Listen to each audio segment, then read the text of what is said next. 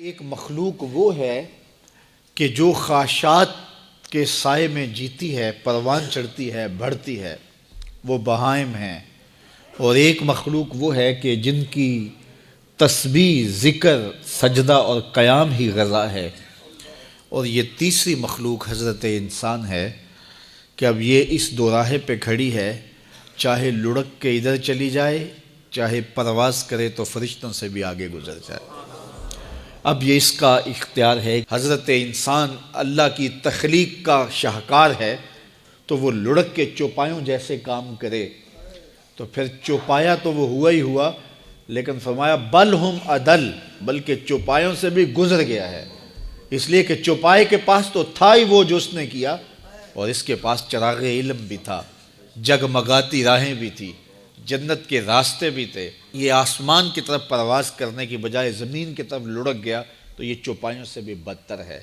اور اگر یہ دوسرا راستہ جو کہکشاؤں سے بھرا ہوا راستہ ہے، نور و نکھت سے سجا ہوا راستہ ہے، اس خیر کی راہ پہ گامزن ہوتا ہے تو پھر فرشتے بھی اس کی قسمت پہ رشک کرتے ہیں، پھر فرشتوں سے بھی آگے گزر جاتا ہے۔ یہ اللہ تعالیٰ نے ہر طرح سے راہیں اس کے لیے اجال دی ہیں، فطرتاً بھی اور انبیاء اور رسل کے ذریعے بھی، کتب کے ذریعے بھی، صحیفوں کے ذریعے بھی، مصلحین کے ذریعے سے، عقل و فہم جو دیا گیا اس کے ذریعے سے۔ یعنی انسان کے لیے کوئی شک والی بات نہیں کہ اسے پتہ نہ ہو کہ یہ راستہ خیر کا ہے اور یہ راستہ شر کا ہے، یہ اس کو اچھی طرح آگہی دی گئی۔ جب کوئی چوری کرنے لگتا ہے، دیوار پھلانگتا ہے، اس کا دل دھڑکتا ہے، یہ اللہ تعالیٰ کی طرف سے وارننگ ہوتی ہے کہ تو غلط کام کرنے جا رہا ہے۔ جب کوئی ڈاکہ مارنے لگتا ہے، ناکہ لگا کسی کو روکتا ہے، تو اس کا دل ڈرتا ہے کہ تو جرم کر رہا ہے۔ جب بدکاری کو کرنے لگتا ہے تو اس کا دل ڈولتا ہے کہ تم غلط کام کرنے جا رہے ہو۔ جب کوئی کسی کو قتل کرنے لگتا ہے تو جب وہ مقتول پہ حملہ آور ہوتا ہے تو دل ڈولتا ہے کہ تم غلط کر رہے ہو۔ حتیٰ کہ دیوار رکھتے ہوئے ہمسائے کے 2 انچ بھی دبانے لگے تو دل ڈولتا ہے کہ تم غلط کر رہے ہو۔ یہ جو تیز تیز دل دھڑکنے لگتا ہے گناہ کرتے ہوئے، تو یہ اللہ کی طرف سے اسے بتایا جا رہا ہوتا ہے کہ تم غلط کر رہے ہو۔ حضور سے پوچھا گیا کہ ایمان کیا ہے؟ فرمایا جب نیکی تجھے خوش کر دے اور گناہ تجھے دکھی کر دے فانت مومن، تو تو مومن ہے۔ تو کسی کو پوچھنے کی بجائے اپنے اندر سے بھی فتویٰ لیا جاتا ہے، اندر ہی بتاتا ہے کہ اچھائی کیا ہے، اندر ہی بتاتا ہے کہ برائی کیا ہے۔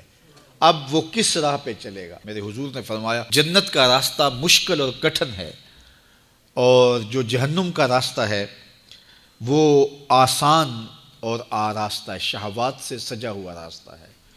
اب تمہیں پتہ ہے کہ انجام کیا ہے اور تمہیں اختیار دیا گیا ہے۔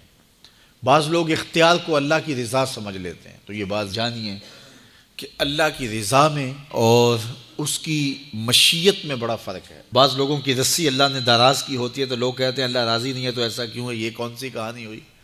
ظالم جابر لوگ تختوں پہ بیٹھ جاتے ہیں، مختلف حکومتیں سنبھال لیتے ہیں اور خلق خدا کی ناک میں دم کر دیتے ہیں، لوگ کہتے ہیں اللہ راضی نہیں ہے تو ایسا کیوں ہے؟ یہ کون سی بات ہوئی؟ تو یہ ہمارا ایک خود ساختہ کہا ہوا جملہ ہے۔ حقیقت میں کیا ہے کہ اللہ کی رضا اور ہے، اللہ کی مشیت اور ہے۔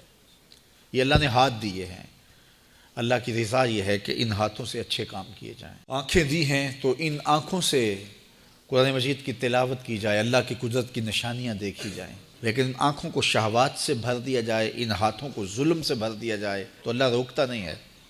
ایسا نہیں ہے کہ بندہ گالی دینے لگے تو زبان ٹیڑھی ہو جائے، ایسا نہیں ہے کہ بری نظر سے آنکھوں کی بینائی کمزور ہو جائے، ایسا نہیں ہے تھپڑ مارنے لگے تو ہاتھ رک جائے، ایسا نہیں ہے کہ وہ مے خانے کی جانب چلنے لگے تو پاؤں کی انگلیاں ٹیڑھی ہو جائیں، چلا نہ جائے، ایسا نہیں ہے۔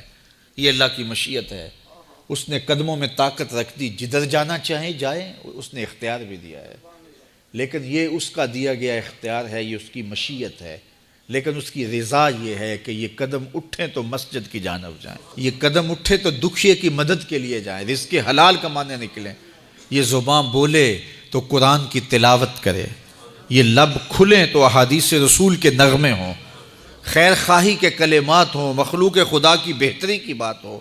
لیکن اگر کوئی گالی گلوچ دینے لگ جائے تو اس سے اللہ کی رضا نہیں۔ اللہ نے اعضاء بنا دیے اور اللہ نے انسان کو خیر و شر کی تمیز دے دی، اچھائی اور برائی کا پتہ دے دیا، اب اس کی مرضی ہے کہ وہ کدھر نکلتا ہے۔